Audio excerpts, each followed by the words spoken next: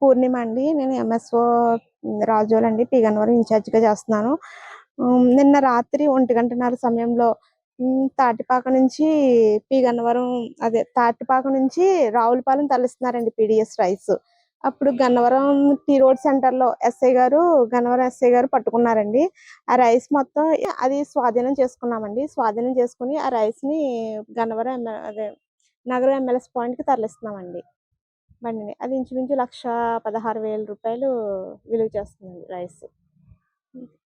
ఎన్ని కేజీలు ఉన్నాయండి రైస్? 2,900 కేజీలండి. 2,900 కేజీలు మొత్తం. పేరు పూర్ణిమ అండి. నేను ఎంఎస్ఓ రాజోలండి. పి గన్నవరం ఇన్ఛార్జ్‌గా చేస్తున్నాను.